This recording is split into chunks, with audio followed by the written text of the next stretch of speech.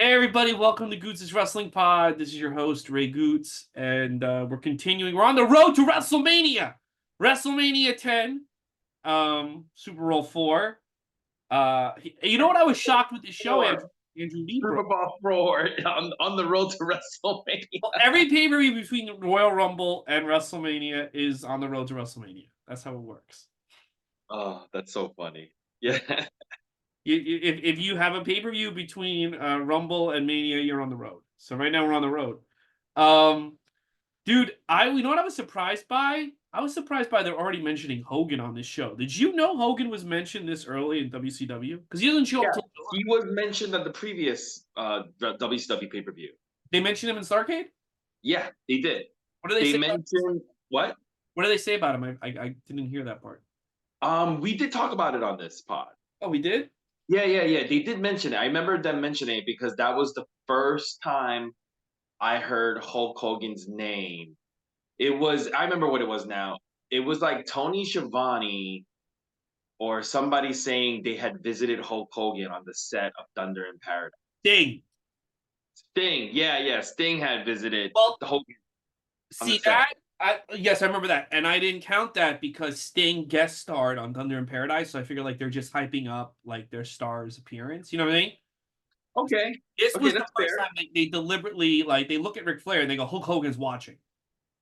Yeah, this was the one where they are actually, and we'll get into it. This is the one you're right, like where they're actually not just name dropping, but like because the previous one's more like name dropping, right? This one's more like, hey, he's actually interested in this stuff, you know? Yeah. Did you know like when you were a kid watching all these shows, were your other friends being like, they're talking about Hulk Hogan on WCW? Did you? Because I didn't know anything about Hogan.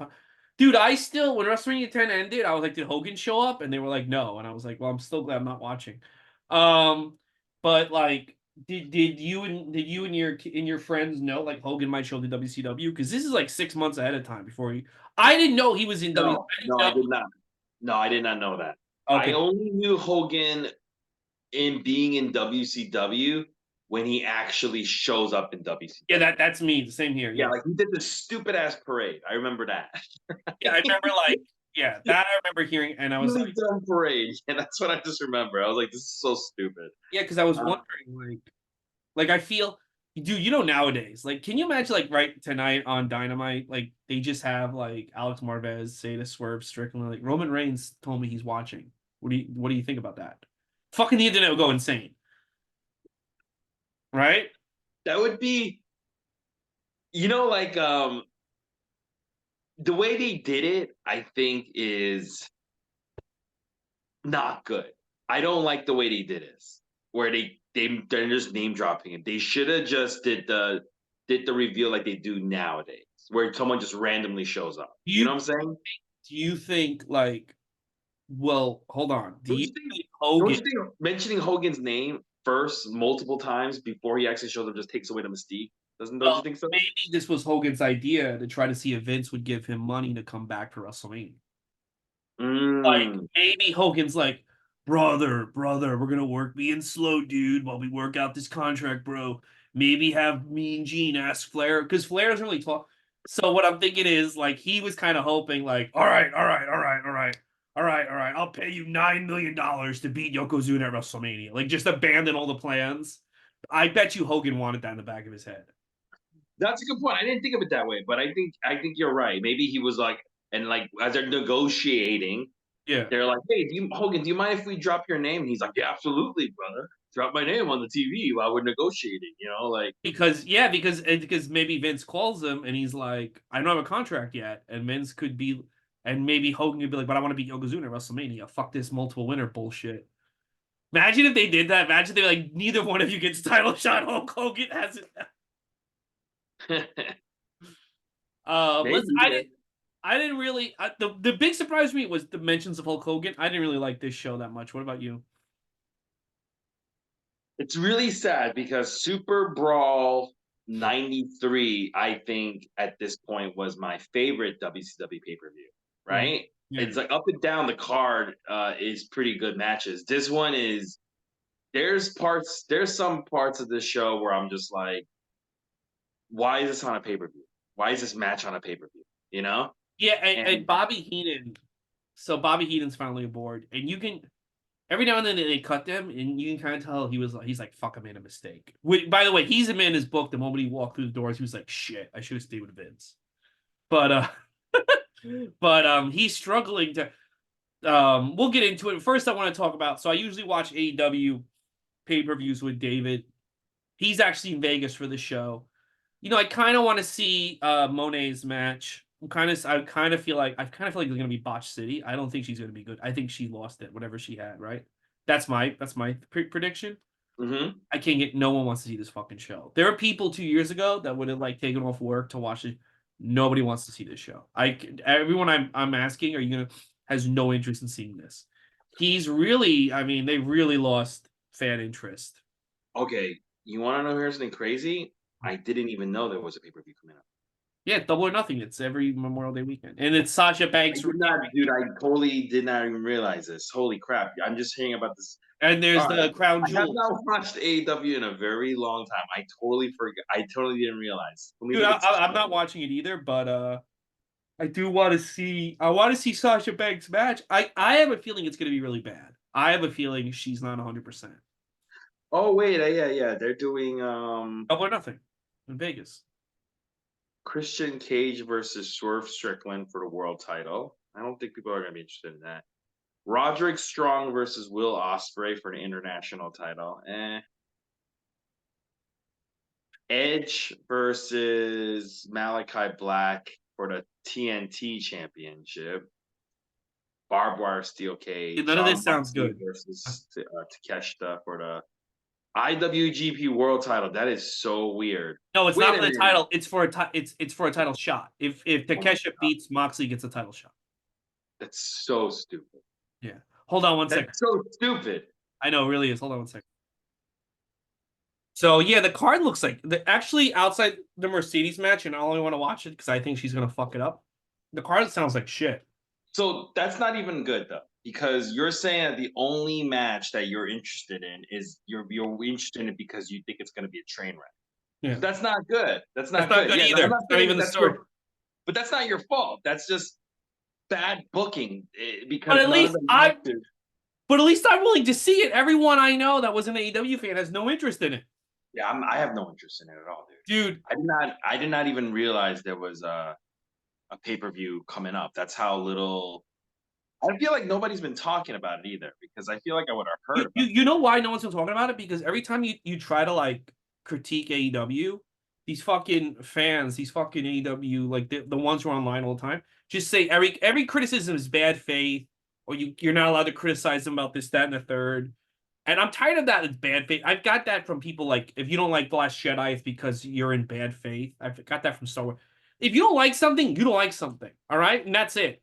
If fucking 5 million people don't want to watch your movie because they don't like the color of the actress's hair, well, fucking change the hair, the color of this bitch's fucking change the color of her hair. Like I don't care. Like you may think that's stupid, but if that's a reason why people aren't tuning into your show, fucking take it seriously, man. You know what I mean?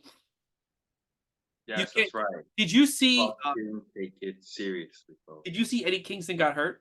And he's out for Yeah, a year now? and he felt. For those of you guys who don't know, Eddie Kingston was on a New Japan Pro Wrestling pay per view in America, and they did a table spot and against New Japan Pro Wrestling wrestler Gabe Kidd, and he basically broke his leg. He's gonna be out for, they said, either 8 months to a whole year. He's gonna miss basically the bulk of everything. Yeah. Yeah. So Crowbar put out a video, put out a tweet where he explained how he prefaced it like, "I know you're a good worker, Eddie, but the way you took this bump, the damage could have been avoided." And he explains how Eddie should have taken the bump, right? And people got mad. And I want to be like, Crowbar, that's why you can't just be like, because Eddie Kingston's not a good worker. That's the problem with Eddie Kingston. So everyone had to pretend that this guy, this out of shape buffoon, was a good athlete and a good worker, and they have him beating Daniel Bryan clean, them winning 3 fucking belts, them winning tournaments, they have him doing all this so he can go and fuck my dream. I'm a wrestler, my dream. And what happened? The guy doesn't know what he's doing. He's fat. He's out of shape. He eats donuts instead of fucking doing sit-ups. And now he hurt himself, and he's gonna be in pain for a fucking year because we all lived in this. We all were supposed to live in this delusion that this guy is an actual wrestler when he's not. He's a fucking manager. Did you do your Eddie Kingston again? Oh, bro, I love wrestling. Oh, I'd do anything for it. It's been my dream. I used to watch Japanese tapes all day, bro. I love Why it. does Eddie Kingston sound like Brian? For real. I love it, bro. Nah, G, I love it. All I do, Oh, it's hilarious. all I do is watch. I love wrestling. I would do anything for wrestling, but I wouldn't eat properly, nor would I work out. I wouldn't do that for wrestling. I won't do that.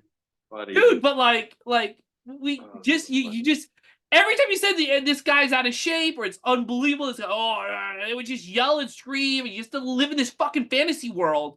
And now the guy's hurt. And Crowbar, I'm like, when Crowbar broke down, I'm like, oh yeah, no, Crowbar, this guy doesn't know what he's doing. This guy is a fucking amateur. That instead of like pretending, instead of like acknowledging you don't know what you're doing and trying to get him, we all had to do this fantasy where you can beat up Daniel Bryan. Yeah, it's like that's Eddie Kingston. You know what? Here's the thing. I realized about Eddie Kingston. Yes. He's like that delusional woman who thinks she's like a 10, but really isn't. But she's like a 6, a woman who's a 6, but who thinks she's a 10. But this woman who's a 6, this average woman, did find the simp who's willing to treat her like a 10. Right? And that's Tony Khan. And you know what? Good for him. He's getting everything he wants because he's found someone who believes he's a 10. Now he hurt himself for a year and he's already old as fuck. So it's I know he's old. This could be it. I don't know. Here's the thing. I don't know if he can come back from this. He's past 40 and his leg is broken in multiple places, I think, right? Yeah. Like he's torn ligaments and everything. I don't know. And we all know he doesn't work out. I don't know how he's going to recover from it. Well, I'll tell you how he's gonna hit. Especially now that Red Lobster's closed. He can't get the endless strip. I don't know how he's gonna help himself. It's just like this, like, dude, the other day Dave Meltzer was trying to figure out why. So the demo's down. Remember, like they would always like go on and on about the fucking demo, like NXT and Raw would be like annihilating this stupid show, but then like they literally had Jericho go on TV and be like, "Well, we're really high in the demo." Like I've never heard anyone mention the demo until 2019, but now the demo's in the toilet, which is why no one talks about it. And Meltzer's sitting there, and if you look at the rate, and I'm not a ratings guy, I think it's stupid to look at ratings. Like I think it's dumb to be like, "Oh, like I don't think that means anything. Like I really don't. I either watch the whole. I don't like. But also, you don't know. Like, I don't tune in to show. I don't tune on Raw when Candice LeRae walks out, or I don't tune it off. I just either watch the whole show or I don't fucking watch it. Right? That's it. Those are the two things. So I think all these like dips, I don't think it means nothing. But they notice that the demo goes in the toilet when the Elite walks out, and Dave Meltzer is like, yeah, the demo's really down. Do you? It might be because no one likes the Elite, but I don't think that maybe people didn't like the attack on Tony Khan. But no, that's exactly it, dude. You answered your own question. What's the big change? They made the Elite these evil owners that beat up that, and they incorporated CM Punk. That's the answer. No one likes it. Like, why are you avoiding the answer? What do you think it could be? Fucking the fact that Willow didn't get naked. Like, what do you think is the answer? Meltzer's proven. I don't know how many times Meltzer has to prove how biased he is for people to finally get that he's biased. You know what I'm saying? Yeah, the ratings keep going down. How many times do people have to realize he's very biased? You know, dude. Nobody likes nobody likes Jack Perry. Nobody. You wasted Okada. Will Ospreay had like I even who the fuck did he fight in the last pay-per-view? Everybody was like 19 stars. Who was Daniel Bryan. I'm sorry. 19 stars. Would have had 20 if it happened to Japan. Dude, I forgot who he fucking wrestled. That's how good it is. Ospreay fucking had this 19-star match. They have him fighting Shane Taylor in a half-empty arena, and he's going back and forth. He's not like, he should just literally throw a cheeseburger in Shane Taylor's face and win. but they have him going back and forth, and now he's fighting Roderick Strong, who could barely get a win on NXT, and he's gonna go back and forth, and it's just like same thing with Swerve. Swerve tonight's fighting Nick Wayne. I guarantee you, he's gonna have a back and forth match. Like Nick Wayne's gonna get a 2 count on him. Watch, he's gonna get a 2, almost 3 count on him because they're just so fucking dumb. They're just the dumbest fucking company, bro. Yeah, they're pretty dumb. All right. Yeah. Speaking of dumb companies, let's talk about WCW February '94. Here we go. Which was another dumb company. You're right. WCW was a dumb company. They no matter how good they would get, they would always every 2 steps they take forward, they take a step back. You Yep. know, the Super Brawl '93. I may have loved that pay-per-view, but they took a big step backwards at Super Brawl 1994. Yep. There is no escape from the revenge and rage in the Thunder Cage. Woo! I did like the opening with Ric Flair's training. I like seeing that. Yes, they do begin with a intro montage. First going over the 3 title shots on the line, and then the fact that they're focusing on Ric Flair versus Vader, and they give you a very long montage of Ric Flair training in the arena, running up and down the stairs, and just like yeah, I did like that montage. Very Rocky-esque. Yeah. Yeah. The one thing I didn't like, and I was like, I hope they don't do this, and then they did it, and I'm like, this is stupid. Is that Bobby Heenan was anti-Flair? I know Bobby Heenan's always like against the babyface, but I feel like Flair should be the exception. I didn't mind it so much because Flair is the good guy, so I kind of get it. So I didn't mind that so much. I get what they're But doing. here's my big problem with it though, because I've seen Halloween Havoc and some other shows in the future. When Hogan shows up, he starts going back to his fair to Flair. He's going back to that character. And Mm-hmm. I'm like, well, then what now? What like you should like you were gonna go back to that character where you're like want to blow Flair.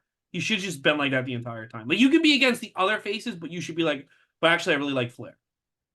I'm going crazy. I get it, but I didn't mind it so much, me personally. Who knows? How about you guys? If you're listening, what do you think? Did that bother you, or what did you think? Do you think like it's better to stay in continuity, or is it better to stay in character? Right? That's really the question. Well, the character has continuity if he likes Flair because he cried when Flair had to leave WWF. Character meaning like heel announcer, like in the heels, but continuity. Bobby Heenan has good history with Flair. Yeah. That's what I'm talking about. But anyway, Super Brawl 1994 takes place February 20th in 1994 in Albany, Georgia, not New York. And it is Never go back here. Yeah, it has 7,600 people in attendance. Super Brawl in 1994 will have 110 buys. Now, if you're wondering, Super Brawl 3 had 95,000 buys. So that's because Flair. Yeah, because people, when you get behind Flair as a legit babyface, people are interested. Yeah, it went up about 15,000. However, in comparison, the one we just saw, the pay-per-view we just did, Royal Rumble 1994, that had 200,000 buys. 200,000, yeah. So that's about like half of Royal Rumble. But though that's where WCW is, okay? So Tony Schiavone welcomes us to a full arena, and he is joined by Bobby the Brain Heenan, who is now doing his first WCW pay-per-view. They run down the big matches, and Heenan is playing the heel, living up all the heels, bigging up all the heels on the matches. Tony Schiavone recaps Michael Hayes turning on Johnny B. Bad on WCW Worldwide, and Bobby Heenan starts shitting on Johnny B. Bad, and out comes Johnny B. Bad for the first match. However, Michael Hayes comes out in a wheelchair, with being pushed out by clean-shaven, clean-cut, suited Jimmy Garvin. That's right, Jimmy Jam's back. Yep, Jimmy Jam Garvin's back, baby. Yeah, and Mean Gene Okerlund and Nick Bockwinkel, who's the WCW president, they confront Michael Hayes and ask, "What's going on here?" And he goes, "Oh, I fell down some stairs," and they're doing it in the hokiest way, the hokiest Freebirds way of like explaining things. It was really annoying, but at the same time, it was kind of endearing because that's what the Freebirds do.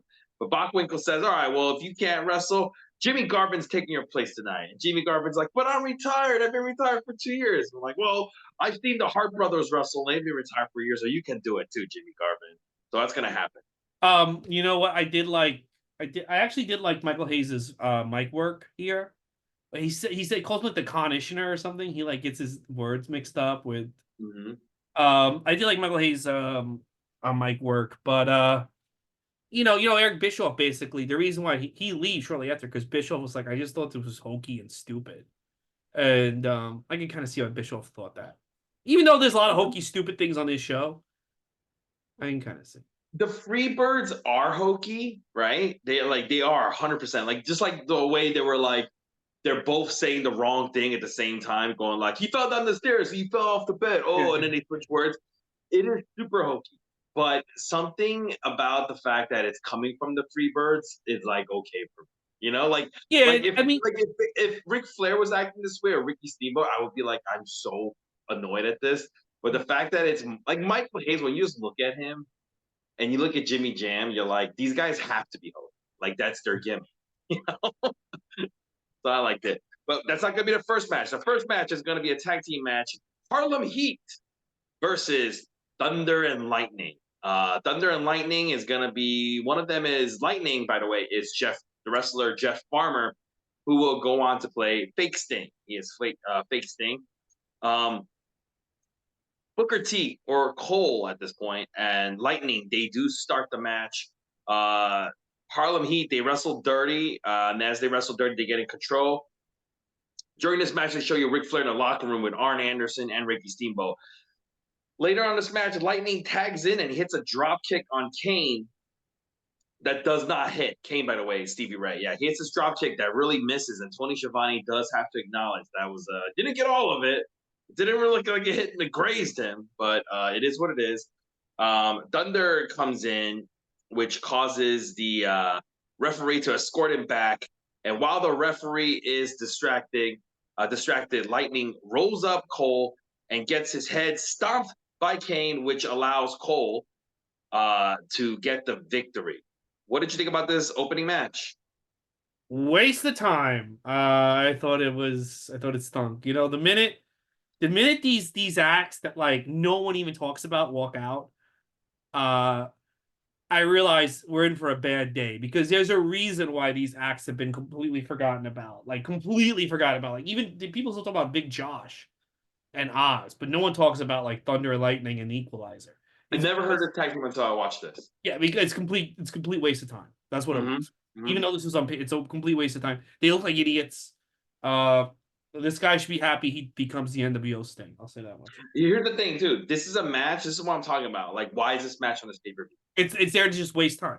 Yeah, exactly. This is like, at least in Superbrawl 3, like the matches all felt like at least these are pay-per-view quality matches, right? This is the difference. Even though they might not have any storylines, they're quality matches. This is not quality. This is the difference between so far, and I think it changes as we get WWF and WCW right now. WWF, even with the Doink match, they put on the matches because they put a match on pay-per-view because they think, maybe they're wrong sometimes, but they think that it tells a good story and it's something that might interest you, right? WCW just puts on matches to kill 3 hours because they've been committed to have a pay-per-view this many times a year. Yeah. So Mean Gene, he is now in Flair's locker room, and there's 2 security guards standing behind him, and the security guards, they don't move. They just stand there until Gene starts talking, and then he starts like being animated. It was so hokey. That was so shitty. They show you that Vader's locker room is right across, just the opposite side of Ric Flair, which means that Gene is going to make his way there later on tonight. We're going to go to match number 2. Vader down into a different part of the building? Why is he? Yeah, I know. It's like they're like literally the camera. It's like right across the hall. It's like it's just right across. This felt to me like they were trying to do another storyline like Starrcade, but they didn't quite know how to do it. Mm-hmm. Match number 2, the Equalizer. Oh boy! Versus Jungle Boy Jim. Jungle Jim. It's Jungle Boy's real dad. Yeah, it's Jungle Steel Jim, but it's like basically Jungle Boy's gimmick, but much better body. Jim Steele has control at first, but Equalizer takes the fight to him, throwing him outside. During the match, Tony Schiavone reminisces about how good Super Brawl '93 was, and he says, "So far, he goes so far. Super Brawl 4 is just as good." I was like, "No, it's not." But I like, think I think I think he knows it's shit. That's why he brings up. I think he almost is like saying to the fan, "I know this is garbage." He goes, "Remember last year we had Chris Benoit, and now yeah, Jungle Jim." Like he knows what he's saying. yeah. He's like, "Yeah, remember last year that match with Chris Benoit Yeah. And and now this guy. and now we got Jungle Jim Now Steele. we got Jungle Jim. It's just as good, guys." Anyway, Bobby Heenan. He makes Tony. He make you hear like members of the production staff laughing in the background during this match. Actually, I think I'm wrong. I think this is the pay per view they first mentioned Hogan, because in this match, Heenan mentions Hulk Hogan is shooting Thunder in Yeah, Paradise. during this match is the first time I've heard them mention Hulk Hogan. But I Yeah, thought the and he Sting match was goes, very boring, so I think I assumed that like they did say that, but I wasn't paying attention. yeah, I think no, I think they did mention it before. Well, anyways, But regardless, this was like this to me was a big moment because Bobby Heenan says it, and there's like they make sure that you know that like they're not just casually mentioning Hogan, they're bringing him in. yes, yes, and they're going. Hogan was asked about Flair versus Sting, Flair versus Vader. Yeah. But anyways, going back to the shitty match, Jim Steele hits a very shitty drop kick twice, two in a row, basically at this point, and eventually hits a Luthez press cover called the Steel Trap for the win. What did you think about this match? This match, this match was atrocious. This was horrible. One of the worst matches I've ever seen. Jungle Jim Steele has to be one of the worst wrestlers I've ever watched wrestle in the history of wrestling. Everything that people say about Ultimate Warrior and the Renegade is actually about this fucking guy. This fucking guy is so bad, people forgot he existed. Like I never heard this guy before. at least Never heard. Warrior and Renegade, people remember them, right? This Uh huh. guy, nobody remembers because he was not only was he bad, but he just looks like he has a stench of he. I've never seen someone with such a great body walk out with a stench of failure on them because he just seems like again he seems like somebody who's never watched wrestling idea of a wrestler. Like he's fucking horrible, man. And this match was just a waste of time. It's a waste of money. It's a waste of my fucking $6 on Peacock. Like the fact that I pay $6 to watch this match is atrocious. Like both men should be fucking shot. Horrible match. I couldn't. It's so insulting that they put this shit on pay-per-view. I had never heard this guy before, ever, I've ever. never heard of him either. What has he done Yeah. after this match? After this match, he does go to Japan, and he actually ends up having wrestling in New Japan. I mean, All Japan Pro Wrestling for almost 10 years, and then he wrestles in New Japan for another 2 years, and Oh, then he Dave Meltzer, eventually what? Dave Meltzer probably loves him. Actually, Yeah, he basically eventually retires in 2008. So he he wrestles for wrestled a very that long long. time. Yeah, yeah, he wrestles for a very long time in Japan. Yeah. But remember, keep in mind, when he's wrestling in All Japan Pro Wrestling in 1994 to 2002, that's where All Japan is really declining. All Japan right now is basically, it's really weird because All Japan used to be the best wrestling promotion in Japan, and now they're essentially an indie promotion. It's like the NWA. It's almost like basically like the NWA, you Yeah. know? So wait now, but like, does he have if you're a Japanese wrestling fan, does he have a good reputation? I don't know. I've never heard this guy because he's remember when he's wrestling in Japan, he's wrestling in a promotion that's dying. No, I know, but I'm wondering if people like, well, he got really good when he was in Ultra because he wrestled there for 8 years. If he wrestled there for that long, I'm assuming he was okay or he got better, right? Because it looks And like then, when I'm and then he's in New Japan for 2 years. I don't know. yeah, but you know he was also in New Japan when New Japan was really really bad. That was also a bad time in New Japan. You know He what's gonna basically he was in a lot of tag teams too. If I'm looking at this, he's been in a lot of tag you teams. know what's So gonna suck? what? That this guy wrestled like longer than like people like Austin, and fucking no one knows who he is. Like in your home country, no one knows who you are. Yeah, That sucks. that's crazy. Yeah. Like yeah, like anyway, but I mean, he had to have gotten better because this match was atrocious. Yeah, I mean, if you're gonna wrestle that long, you have to have gotten better, right? I would assume. I would assume. Um, Mean Gene Okerlund, he going back to this, Mean Gene Okerlund tagged, he plugs his hotline and he's joined by Nick Bockwinkel and Ricky Steamboat. And Ricky Steamboat says, I want to face the winner of Flair versus Vader. I don't care who it is. I want a title shot. Did you feel like there was a weird like they were going back to like Starcade '83 on this show? There felt like there was this weird like retro vibes with Flair and Steamboat with the suits and everything. I feel like that was something that like maybe Flair was pushing. Yeah, because there's throughout the show they're kind of like trying to like the Flair stuff feels very much like very old, like the like again 83, 84 NWA, but then like they keep mentioning Hogan, and it's like okay, well Hogan's not going to do this NWA we'll all wear suits and calmly ask for title match bullshit. You know what I mean? So Mm-hmm. like where is this?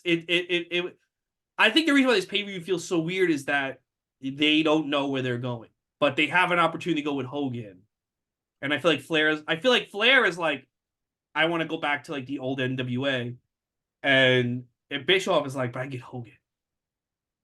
Yeah, that's what I'm saying. This felt like something like Flair was wanting. You Yeah. know, 100% felt like it. It felt like Like, a very I felt like a company like they don't know what they want. yeah, and it felt like they're trying to relive past glories. You Yeah, know, and it was while it wasn't like the worst thing, it also wasn't like exciting. You know, yeah, like I'm watching like oh, if I want to see Flair, I mean, it did. Here's the thing too. It also did make them. It did make sense though, right? Like, hey, like I could see why he would want a title shot against his former but arch nemesis. also it's good to go back to that match because it's like Yeah. If it was a shitty match, if it was like Abdul the Butcher going, "Hey, I want Carlos Colon once oh no, again," you got to have that match too. yeah, that would be stupid. But you're right because this is like a good match. It's like, oh, okay, well that makes sense too, you know. Anyways, we're gonna go to match number three. This is it's DDP with the Diamond Doll, who is not Kimberly Page, versus Terry Taylor. By the way, this Diamond Doll, who is at this match, she is gorgeous. Um, but nobody knows who her real identity is. I looked it up. Nobody knows who it is. I was like looking her up. He would bring women from his strip club. I think. Remember, he managed a strip club. This woman, yeah, she was muscular. She had big arms. Mhm. She you could tell there's a little bit of ethnicity into her, right? She was like mixed or something, but she was gorgeous. Anyways, nobody knows who it. If anybody knows who this woman is, please let us know. But it's not Kimberly Page, 100% Maybe is. it's Jim Steele's wife. Maybe. But anyway, Diamond Dallas Page is going to be facing Terry Taylor. DP begins the match by shoving the Diamond Doll into Terry Taylor, which has no effect because Taylor is much smarter than that. Taylor starts with some new moves, including a hook kick and his rotating slam he does. Amazing stuff by Terry Taylor. Diamond Dallas Page gets a lot of hard shots in and he regains control for the majority of this match. However, Taylor tries to fight back a few times, including a really nice drop kick. Nice change of pace after having two matches with really shitty drop kicks. And he also does a crossbody, but DDP is able to keep him down with some more hard hits, including a really hard right hand. Eventually, DDP charges at Terry Taylor while he's in the corner, and Taylor moves out of the way, and DDP runs into the corner, which allows Taylor to roll him up for the victory. And then as Terry Taylor is leaving, he shoves the Diamond Doll for no reason. I personally thought this was a good, technically good wrestled match. What did you think? I mean, technically it's good. It's just I you know I can't take DDP seriously until Macho Man takes him seriously. He owes a lot to Macho Man. He comes across. You know what he came? I remember like when I wasn't watching wrestling, right? And remember, in '97, I was still watching wrestling, and somebody tells me the main event of a show is DDP versus Macho Man, and I'm like, wow, they're really out of ideas if that guy's in the main event. Like, what are you talking about? But then when you watch him, he really improves a lot in like '97. Like overnight, he becomes like a legit star. But yeah, it's all right. So, He just has a stench of failure on him when he walks out. no, I see it differently than you. Okay, and I'll tell you why.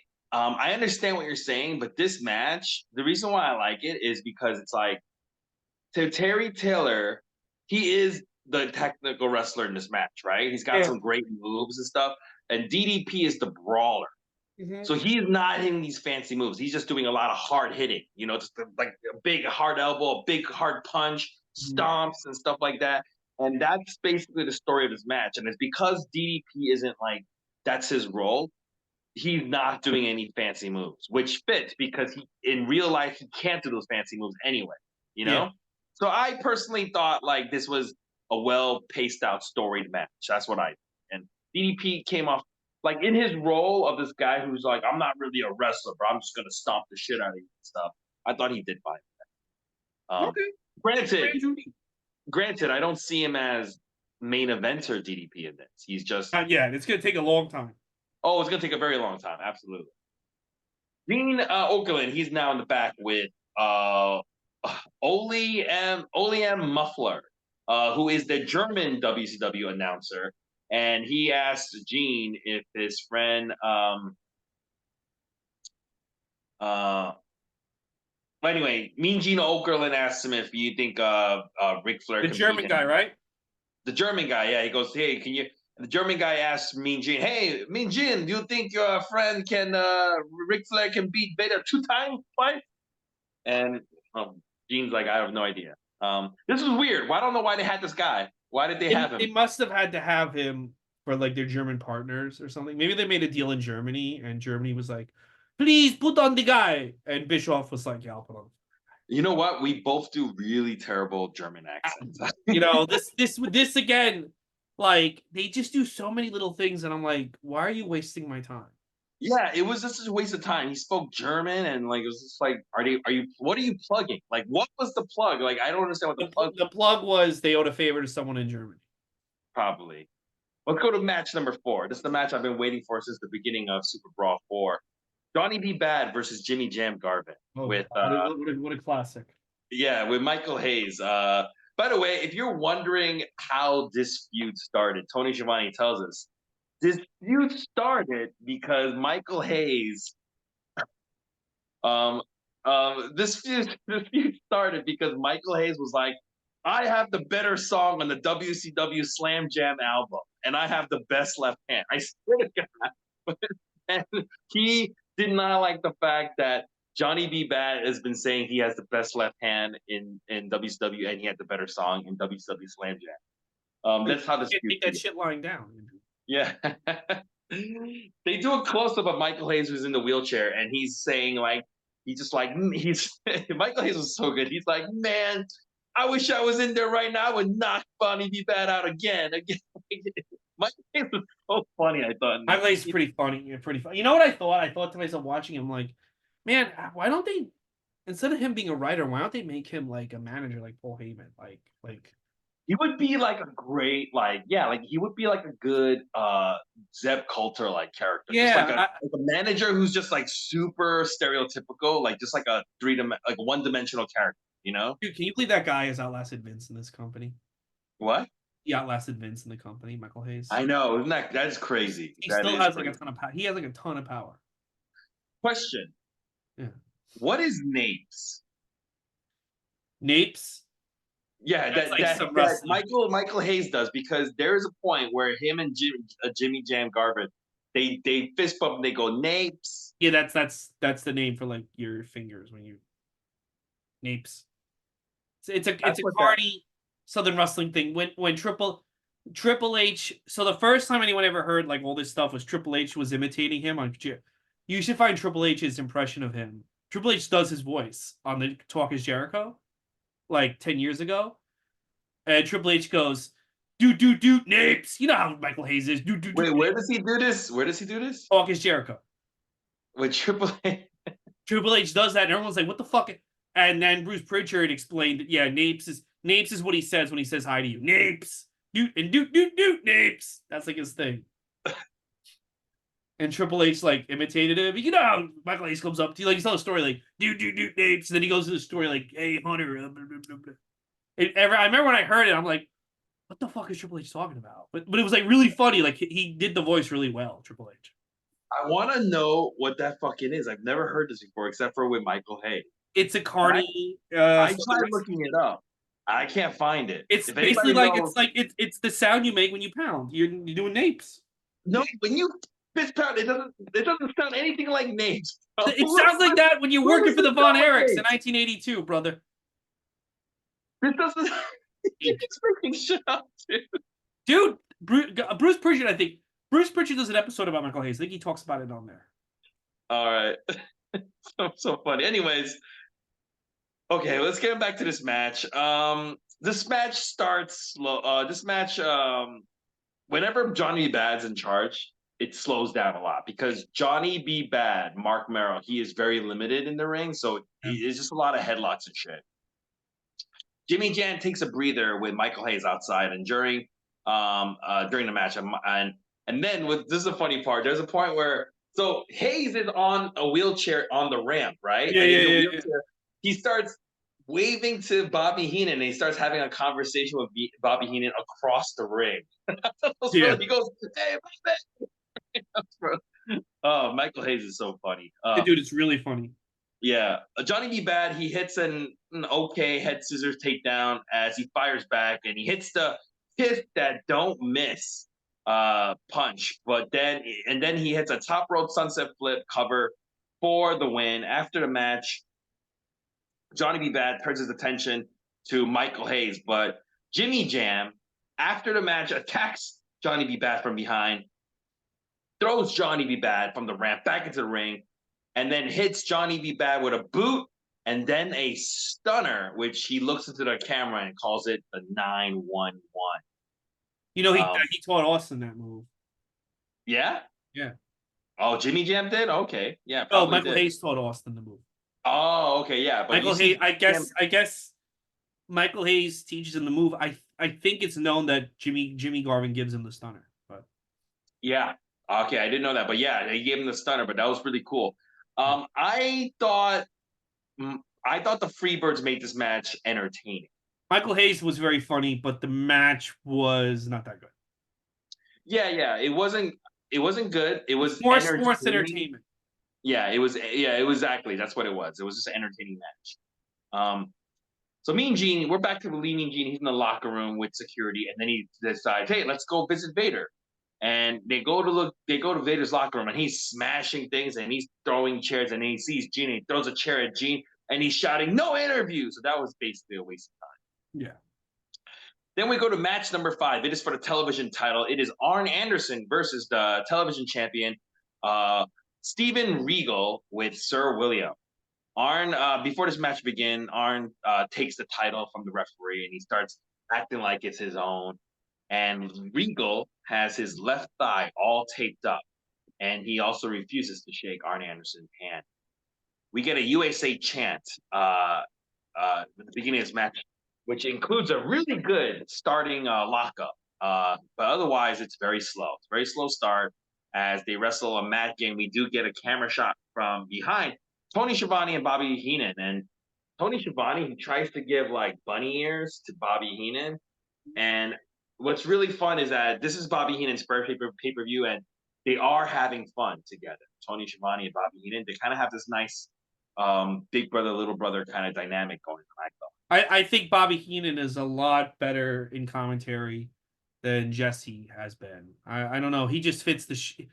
There's still moments where you can tell he's struggling to come up with material with the shit they're giving him, but he fits in. He fits in way better than Jesse. I think. It's kind of sad because there will be a few instances in this pay-per-view where Tony Schiavone and Bobby Heenan have a lot of fun together, knowing that by the time Bobby Heenan dies, not liking Tony Schiavone.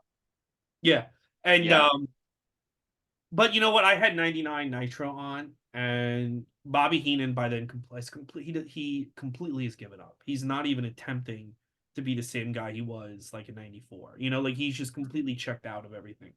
So it's like he got mad that they fired him. But like I would replace them too, because it's like you are the GOAT, but you're just sitting out there doing nothing.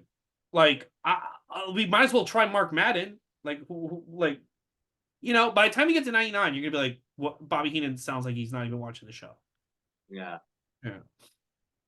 So Arn Anderson, he is laying on the in this match. Going back to this match, Arn Anderson is laying on the apron, and Sir William uses the umbrella on Arn's throat, which puts Regal in control of this match. Arn, who's getting beaten on, finally decides to work on Regal's taped leg just to get a little bit of offense, not too much though. As Arn rolls back outside, uh, Sir William uses the umbrella on him one more time on Arn's neck, and you can hear a young fan when Sir William does this, you do hear a young fan shout, "You son of a bitch!" Yeah.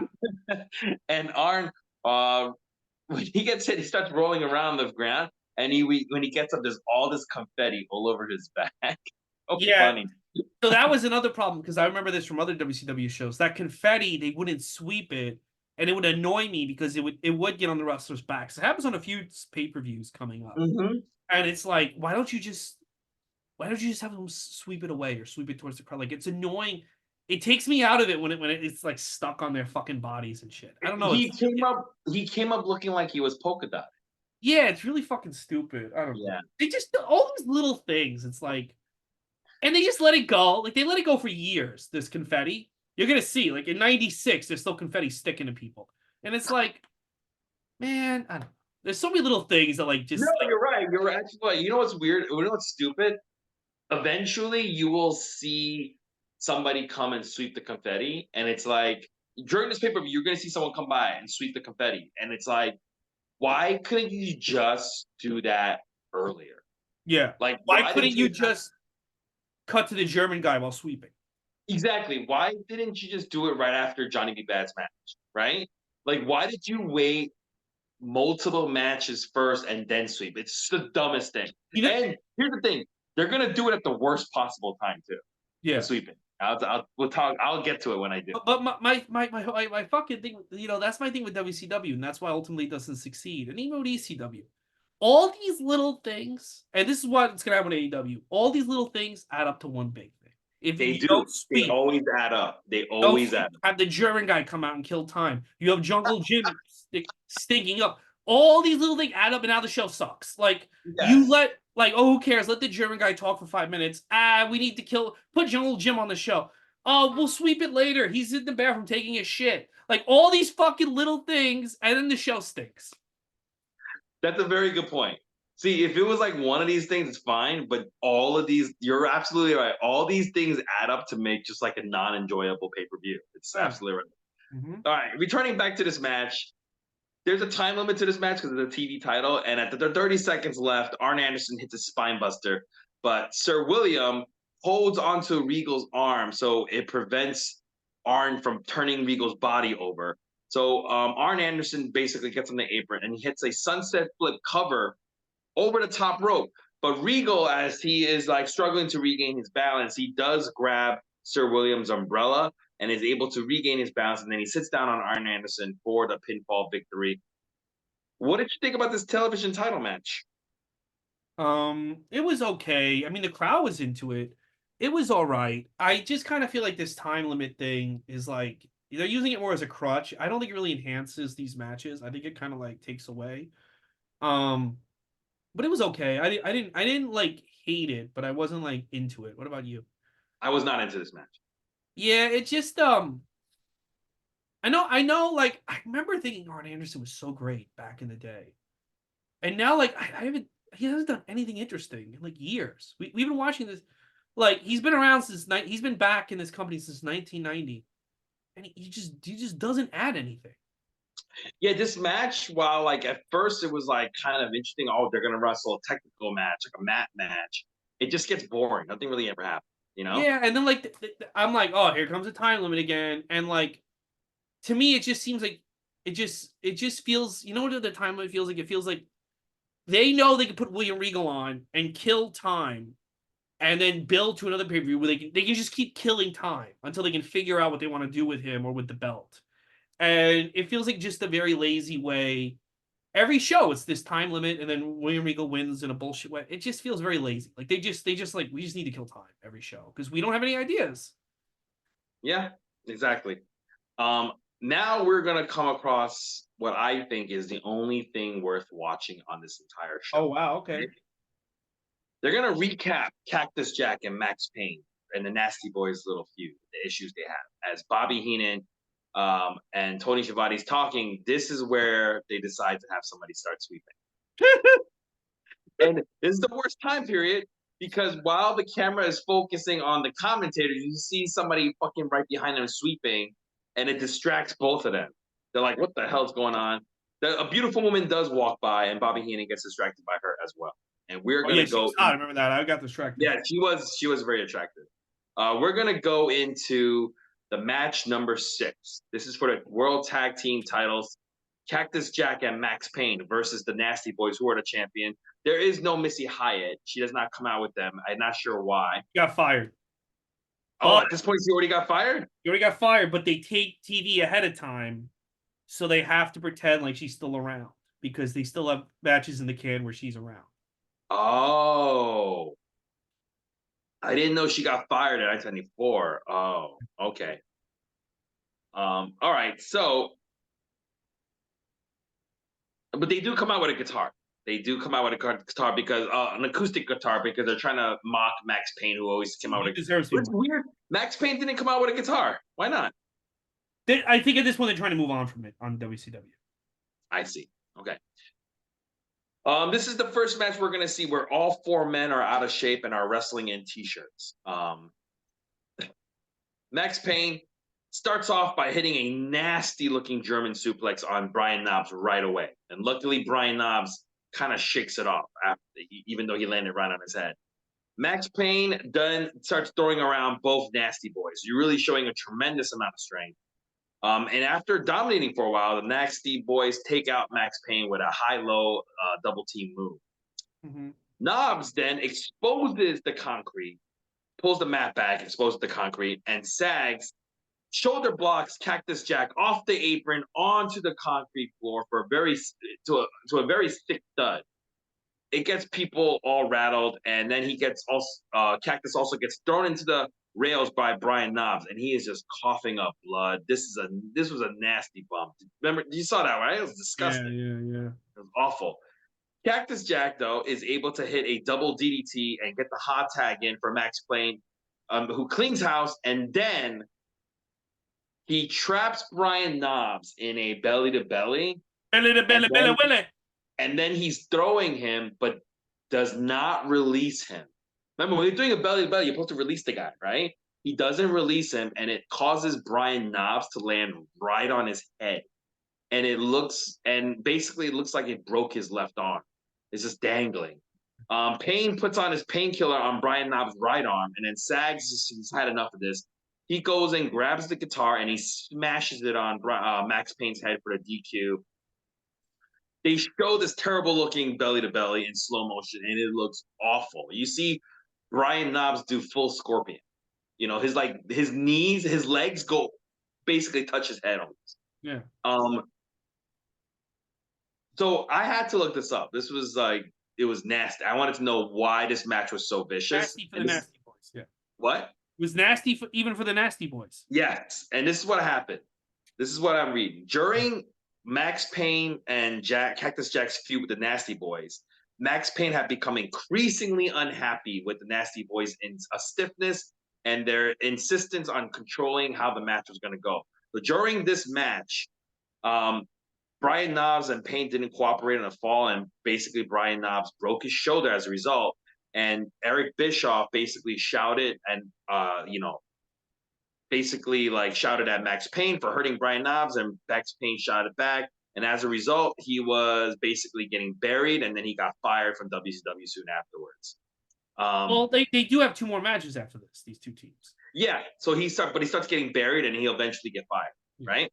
Now, there's a couple of people who have given their opinions about this. Even Arn Anderson on his podcast, he had the following to say about this. Arn Anderson accused Max Payne of intentionally doing this and purposely not rotating. And he said if Knobbs haven't been a jellyfish with no muscle whatsoever protecting him, just limber as you could possibly be, he'll have probably have killed him. It's the worst bump I've ever seen. Unbelievable. Max kind of let those guys know that night. It scared the shit out of me. And it was mostly Knobs causing problems as usual. It wasn't Sags, but brother, it was nasty looking. I felt bad for Knobs. Now, Max Payne, many, many years later, now he's an old man, retired from wrestling. He did an interview with Hannibal. You know who Hannibal is? Yeah, Hannibal Buress, the opener for no, I know him. Yeah. I believe it was with Hannibal Buress. You got it right, yeah. But anyway, he did an interview with Hannibal talking about this, and he was like, the Nasty Boys were stiff. Anytime I had to work with them, they were stiff. Everyone knew they were stiff, and they knocked me out cold one time. Mm-hmm. And then he said, and they never let me get any say in. Whenever we're working a match together, they were like, no, we're gonna do it like this, and this. They never let me get anything in. So finally, I was just like, that night at Superbrawl, I was like, hey guys, I'm gonna do whatever I'm gonna want. I'm gonna do what I want to do. I'm gonna get my shit in. That's it. I'm gonna get my shit in. And then he blamed Brian Knobs for this. He said Brian Knobs didn't want to go over the way I wanted to go over with the belly to belly. So I just threw him the way I wanted to throw. And that's why that happened. I'm Go ahead. I believe Max Payne because the reason why Nasty Boys eventually leave WCW is they were not cooperating with Scott Hall in the ring, and Scott Hall had to hit them for real, and then pull his political power. I think look, Arn Anderson's gonna have the Nasty Boys back because they're all part of the boys. Nasty Boys are part of royalty, but I heard the Nasty Boys got tough with a couple of people, and I could see a guy like Max Payne being like, fuck. That's the thing. Whenever someone says fuck it to the bullshit in wrestling, they get blackballed. You know, mm-hmm. Where you're like, yeah, you can't hit me. Like Paul Roman, the same thing. Paul Roman would just call bullshit on things, and then next thing you know, they're gone. That's a fair point. Yeah, I think the Nasties fucked around and found out. Yeah, they found out that Max Payne likes to eat. Here's the thing with the Nasty Boys. If you ever listen to like people critique the Nasty Boys, it's never Jerry Sags. It's always Brian Knobs. Yeah, well, Brian Knobs probably thought I can get away with whatever I want. I'm Hogan's friend. Yeah, and that's a good point. And Jerry Sags was always just like the professional. Like nobody ever had a problem. Yeah, but I could see. Well, I could see that. I could see. Sorry, I'm just buying. I forgot I have to pay for this. I can see why Brian Knobs would be like that because it's like I'm protected. I have the big man. Which he did. Which he actually did. Yeah. But I would say people need to watch this match because it is brutal. It's a brutal match. That bump Cactus Jack takes is brutal, and that belly to belly is brutal. Yeah, that's a nasty one. All right, so Mean Gene, he is in the locker room with Ric Flair and Ricky Steamboat, and Mean Gene himself is shaking his head at the tag team match. He's just like, that was nasty. Yeah. And Mean Gene, he does mention Hulk Hogan is watching right now. And he asks Ric Flair about it. Ric Flair acknowledges Hogan. He goes, yeah, I understand, but I can't worry about Hogan. I got to focus on Vader. And then he goes, after I take Vader, I am giving Ricky Steamboat the shot next. So Hogan is really an afterthought to Ric Flair, even though he does acknowledge that he is aware Hogan is interested. Yep. Ricky Steamboat does thank Nick Bockwinkel for allowing him to get the title shot. Then Arn Anderson joins in and he gives Flair words of encouragement. He says, to make sure you fucking go 15 minutes long. Yeah, and eat your vitamins. We're going to go to match number 7, the penultimate match. It is a first of 2 Thunder Cage matches. It is a 6-man Thunder Cage match. We got Rick Rude, Steve Austin, and Paul Orndorff with your favorite manager, Colonel Parker, versus Sting, Dustin Rhodes, and Flying Brian.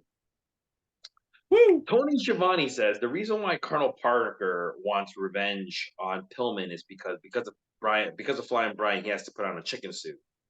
And Bobby Heenan says there's a lot at stake in this match. Right? Yeah. Rick Rude and Sting, they start, and then when Austin tags in, Austin, for some reason, in the beginning of this match, he feigns a leg injury for some reason. Nothing happens. Nothing happens for that. Nobody works on it, and he just popped right back up. It's weird. It made no sense to me. Anyway, Brian Pillman comes in and and him and Austin's got some history, so he does some hard chops to Austin. But then Austin sends him head first into the cage, and Brian Pillman is busted open and he's bleeding. The heels isolate him until Sting eventually tags in, and then he busts open Paul Orndorff.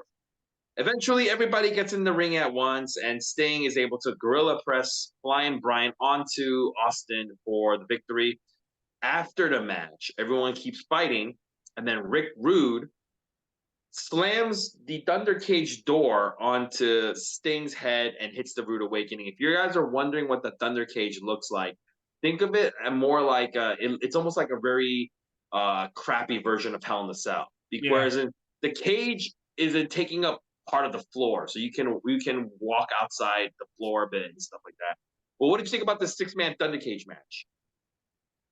The crowd loved it. The crowd was like on fire. They loved it. They popped and Brian Pillman won. It was okay. It was like a fun little like a fun little chaos match.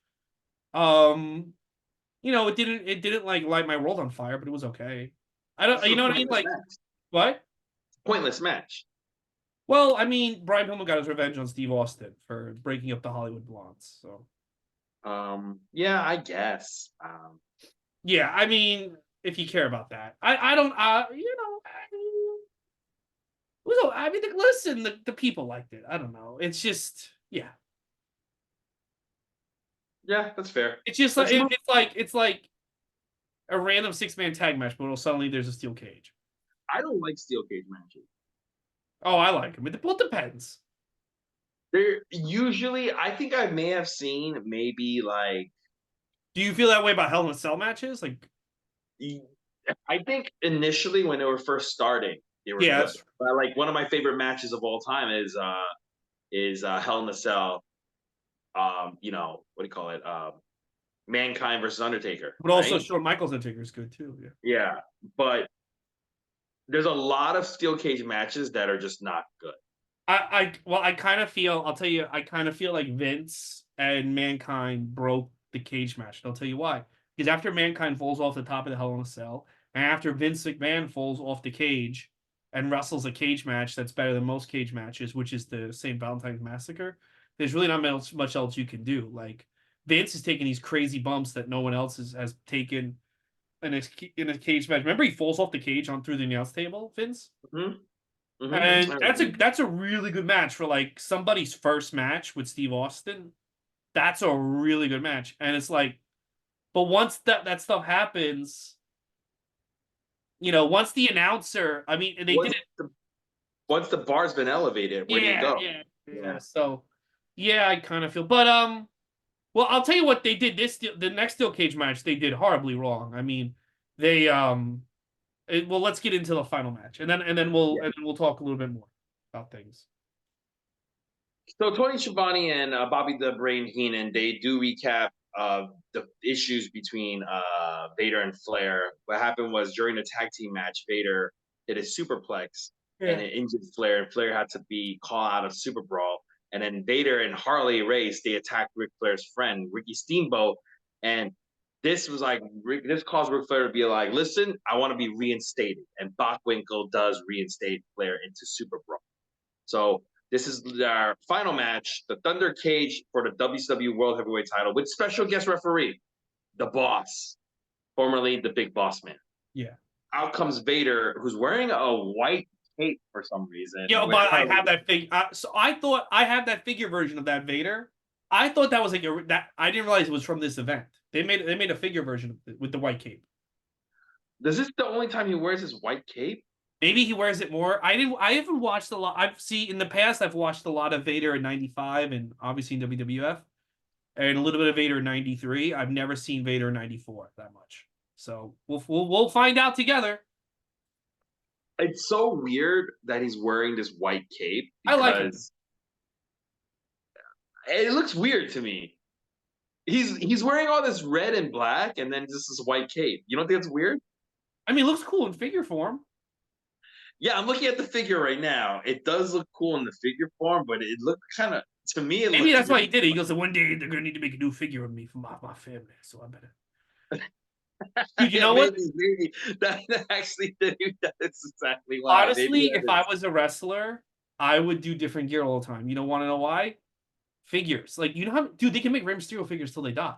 Till his grandkids are in the ground, they can keep making Rey Mysterio figures. Like, here's a Rey Yeah, Mysterio. absolutely. You do like You a know, box sets of all the Rey Mysterio for WrestleManias. People will buy it. absolutely. There is a interview that Dustin Rhodes does with Chris Van Fleet. I saw that one figure. Yeah, and he's like, "No, you came out with this color, and one time you came out blue. Why'd you do that? Is it supposed to represent?" And Dustin was like, "Action figures." Yeah. He goes like, "Is this supposed to symbolize something?" He's like, "Action figures. I'm just coming out with different colors so I can keep making that merch money." And it was such an honest answer, and I was like, "Yeah, that's exactly why." But that's smart. I don't think but that's how, dude, I would change my look, especially if I'm in AEW, I would change my look all the time. Because maybe not in TNA because they don't make action figures, but like, dude, if I can get like, dude, They're TNA is gonna start making action figures. I know, but like, who's like Shawn Michaels, you could have every wave could have another Shawn Michaels, and it's different. Like, there's so many Shawn Michaels you can pull from.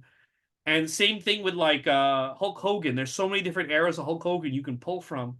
But like fucking John Cena, I mean, once you get to like 2005, there's not much variance with John Cena. Yeah, and actually, if I was, I think that's what they should train. That's one of the things they should teach wrestlers and like wrestling when they're training wrestlers. Hey, constantly come up with new gear because it'll be merchandise money. You Yeah, know, man. like I would be giving wrestlers that tip. I would be like, hey, come up with new gear often because that will be more merchandise money eventually in And, your not only in your pocket but the company's pocket. and it's more fun to have. Like, I have so many more Hulk Hogan Ultimate Warrior figures. So I got a Triple H figure. I only need one Triple H figure. There's not that much difference in Triple H's. But like, even Austin's, like, there's not like, okay, I got a good Austin figure. But Hogan and Warrior and even Flair, like, there's so many variations, and like, oh, we can have Flair do this, and I always like, I'm a sucker for Ultimate Warrior figures, man. You give me like an Ultimate Warrior figure that I from like a good pay-per-view, and it's a good price, I'm gonna buy it. So Why like, are you just a sucker for Ultimate Warrior? because I like his outfits are awesome, and they look great as Um, figures. I guess, yeah. By the way, TNA is coming out with action Yeah, I know. I figures. saw them.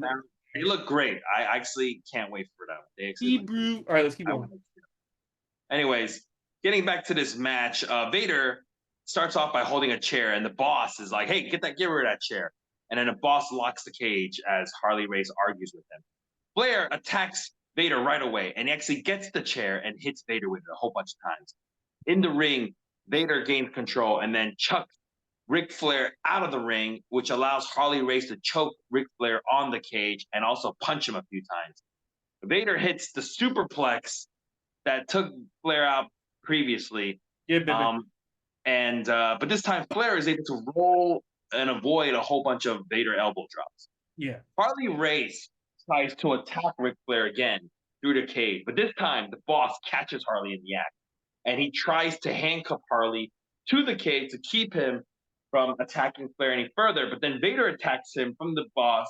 He attacks the boss from behind, Okay. and Vader and Harley Race decide, let's handcuff the boss to the cage. And Bobby Heenan at this point calls him the boss man. And he calls him the boss man a few times, and he even gets Tony Schiavone to call him the boss man by Yeah, they call him the boss man. This is, I think, WWF sues, and he has to change his name, and I think it's this pay-per-view was the premise. probably. It's like, Yeah, they call him the boss man a bunch, man. It's yeah. really bad. It is bad. It is bad. Yeah. And it's because of Bobby Heenan, unfortunately. Yeah. Um, Harley Race, after they handcuff the boss, Harley Race does enter the cage and he relocks it. And now Harley and Vader can double team Vader. I mean, Flair. Harley and Vader, though. By the way, the handcuffs that they put on Boss is like really shitty and it's already broken. Yeah. So the boss is holding onto it and pretending like it's on tight, but you can Also, see it. You can see it's like the shitty handcuffs that are like trick handcuffs, like they're yeah, just like yeah, yeah. loose. and he's pretending like it's hard. Arn Also, every Anderson time you call the boss, I just picture Sasha Banks is in the match. I know it's I think Sasha Banks all the time too. Arn Anderson comes down and he can't get into the ring. He wants to help, but he can't. Vader does. He misses an attack though, and he hits Harley instead. And Flair starts attacking both Harley Race and Vader. He's using a chair, fighting them both off. Ricky Steamboat comes down too, but neither him and Arn can get into the cage.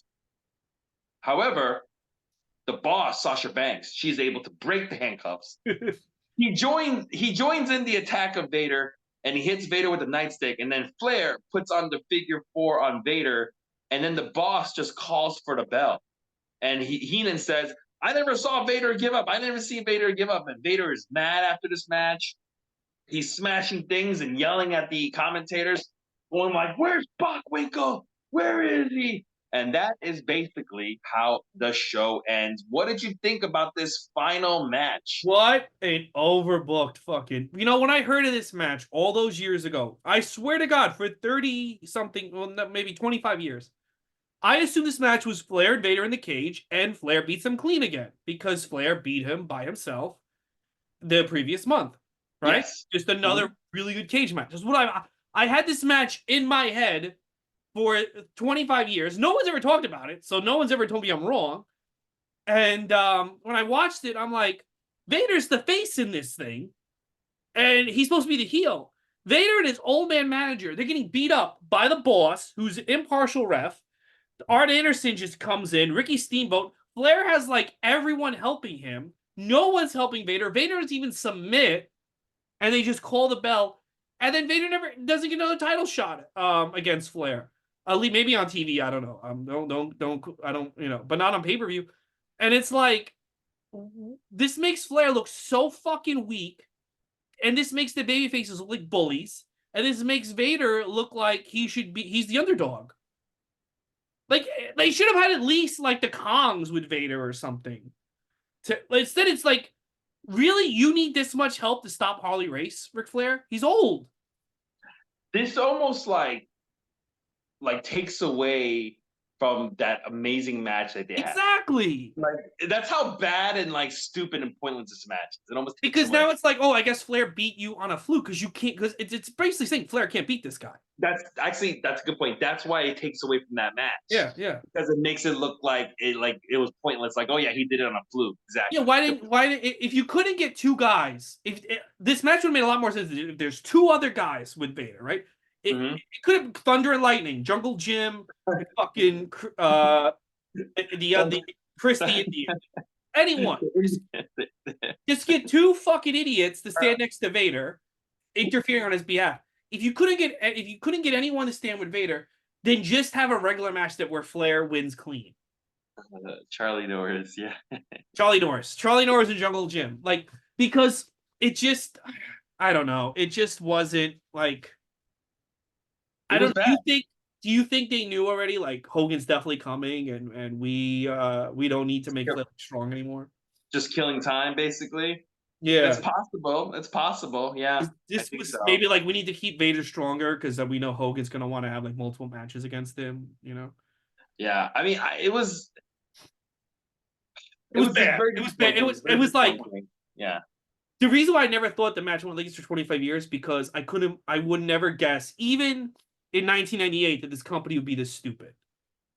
Yeah, but you know what? They are.